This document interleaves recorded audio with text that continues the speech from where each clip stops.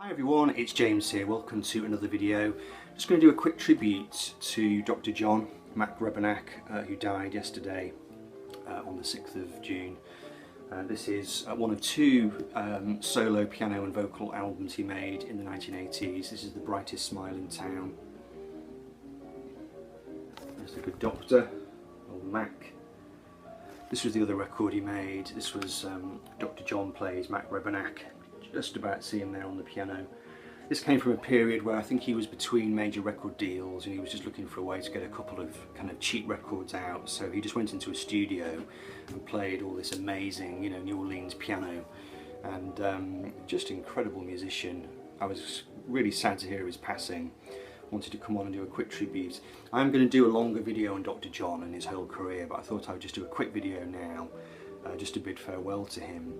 So I got into Dr. John back in the 90s, and it was because I'd started listening to a bit of kind of, American music here and there. I'd started to listen to the blues and a bit of Atlantic soul, and I started listening to the Rolling Stones. So I was kind of moving away from my kind of Britpop roots, starting to explore American music. I saw him, there was a thing on TV, Jules Holland did a little thing on him, and I saw Dr. John there playing the piano, and he was talking about all this stuff I knew nothing about, this kind of New Orleans tradition, and it seemed very interesting. So I went out and I bought this CD, which is just the very best of Dr. John, and perhaps more than any other CD back in those days, this really kind of opened a big doorway for me. It was nothing like any music I'd ever listened to before. It was a strange combination. It was kind of blues and jazz mixed up with soul, but also things like show tunes as well. There was a kind of theatricality to him, and I found it very, very interesting. Didn't quite know what to make of it, but I got more and more into it, and I ended up buying his autobiography, which he wrote. It's called Under a Hoodoo Moon, and that is a great book, and it really takes you through his story, and all kinds of things that I didn't know about him. Like, he started out as a guitar player, but he got his fingers shot in some kind of alleyway confrontation, so he ended up not being able to play the guitar too well anymore, which is why he started playing the piano. But some quite interesting photos of him as a young hotshot guitar player. He really fancied himself as a guitar player, and his father ran a music shop and a kind of radio repair shop, and from the age of about 3 years old he was listening to New Orleans jazz. He got guitar lessons from a guy who played in Fats Domino's band, and he became friends with lots of very important kind of New Orleans musicians, and he learned at the altar of people such as James Booker and Professor Longhair, and various people who taught him different things. And his piano style was a kind of real mixture of different styles. There was a kind of very distinctive rolling bass, with the left hand, the boogie woogie thing, but it didn't really sound like other boogie woogie musicians. I think he was so rooted in the New Orleans traditions that his playing had a very definite kind of, well, not a very definite slant, but a very distinctive slant, which was just a huge stew of different elements. I did try and learn a bit of Dr. John piano. I got this VHS video. Dr. John teaches New Orleans piano lesson 1, but it wasn't much of a lesson really. It's just basically Mac just sat at the piano just playing incredible pieces, the likes of which I'd never heard before, and it came with this little book of transcriptions that was not really very adequate, so I didn't get very far with that, but it was certainly a very kind of eye-opening and entertaining video. So so the video and the book, and just a few records and CDs I wanted to show you. So the first two are reissues. This is Gris Gris, which is the album he made in 1968, and this really got the ball rolling for him. It was a kind of voodoo inspired record really. I think he'd moved to Los Angeles by this point, and when he started out in New Orleans he actually lived a life of kind of petty crime and drug addiction. He was addicted to heroin by the time he was a young man. But he did manage to escape from New Orleans. He went to LA, he forged some contacts there, And he'd been a songwriter actually in New Orleans. He'd written songs for Johnny Taylor's Ace label. I think he might have even written a song for Little Richard. So he kind of cut his chops, or cut his teeth down in New Orleans, working with people such as Alan Toussaint, and he kind of drenched himself in the traditions of New Orleans. But he moved to LA and he decided to paint on a broader canvas, and Gree was his attempt really to do a kind of novelty record drawing on some of the kind of Louisiana voodoo ritual chants, and this record was embraced by the kind of late 1960s hippie psych community. It was a kind of, just another way of doing psychedelic music, and it was a bit of a kind of underground classic. And I see this record shown a lot in the vinyl community. I think it's quite a well-loved record. So that was Dr. John the Night Tripper, Gree. And then he also was really keen, as he was all the way through his career, to stay true to the New Orleans sound. So this is probably the most pure expression of his New Orleans style. This is Gumbo, and this was the record that introduced me to the concept of the second line rhythm, which was basically, in New Orleans you had the funeral processions, which were nothing like the funeral processions that we know. It was just more like a carnival really, and the drummers would walk in a line and they would play this particular rhythm, and the New Orleans drummers adapted it for the drum set.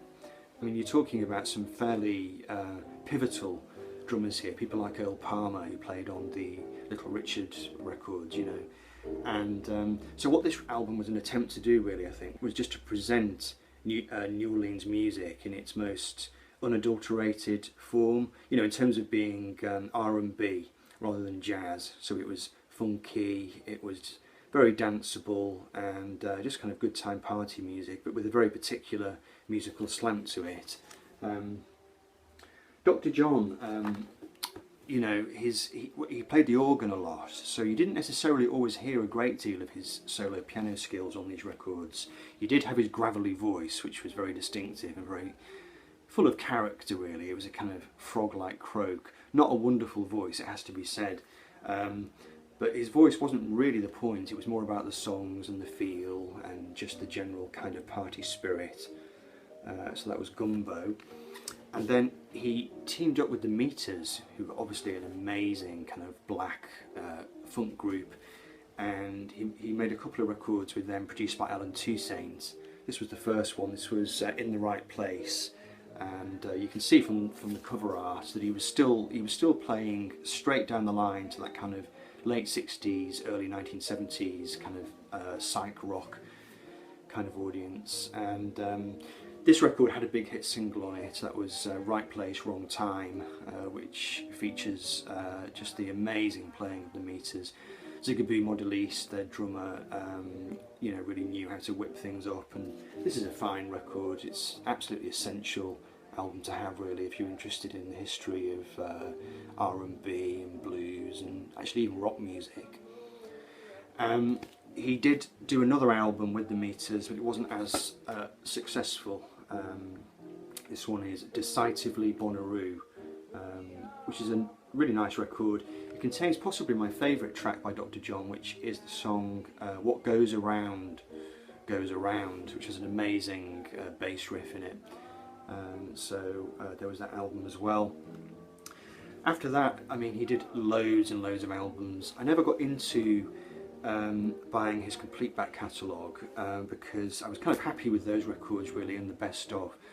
He's an artist, like I said, a truly vast back catalogue, and I didn't really want to start kind of buying God knows how many records. I did buy a few other ones though. I bought this one. This is one he made later on, going back to New Orleans. I think this album might have won a Grammy, and that one has lots of kind of classic New Orleans songs on it, but done in a more kind of big band kind of style. He did get more into doing stuff which was more kind of American songbooky. He did albums of Duke Ellington songs, he recorded all kinds of things. He was a real walking encyclopedia of American music really, and popular song. But he did keep going back to his New Orleans roots. He teamed up at some point, maybe in the noughties, with a few kind of British pop people. He did this album, Lockdown, and he worked with the guys from Supergrass. He worked with Jason Pierce from Spiritualized, all kinds of people. But in his heyday, he worked with absolutely everybody. He worked with the Rolling Stones. He was in Ringo Starr's band. He did an album with Van Morrison. He just played with all sorts of people. The Grateful Dead. He worked with them. He worked with Eric Clapton. And because he had such a distinctive piano style, his talents were always in demand, really. And I saw him play live twice. I saw him play with he had a band, just a kind of small combo, and I saw them at the Royal Northern College of Music in Manchester, and it was a great show. I remember he had a skull on the piano, which I thought was quite funny. He had an incredible guitarist in that show. I don't know who he was a black guy, but he was playing all this kind of Eddie Hazel stuff. It had a real edge to it, it was really good, it was really funky. And then I saw him do a solo piano show, also in Manchester, at the Royal College of Music in Manchester, and that was amazing, just to hear him. It was quite a small room, and he played Pinetops Boogie, which is one of his most memorable boogie woogie interpretations, and it was just incredible to see him, and just to think, wow, this guy has got real deep roots in kind of rock legend and rhythm and blues and jazz and just all kinds of things, really. A real kind of walking compendium of just musical styles and history. And I think I was kind of aware that maybe I didn't know he was ill, but I know he'd taken a low profile in the last couple of years. I think he'd gone to ground, and apparently he had a heart attack in the early hours of the 6th of June. So the great doctor is no more.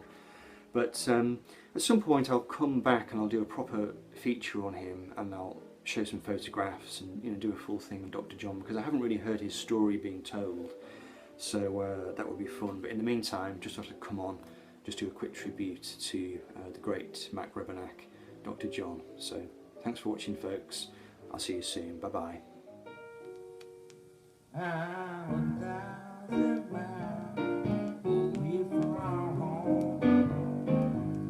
Waiting for a train,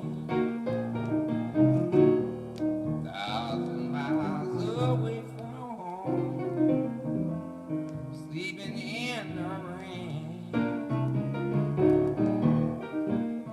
Walked up to a brakeman, give him a little line to talk. He says, if you got your money, I see that you don't walk. I haven't got a nickel, not a penny I can show.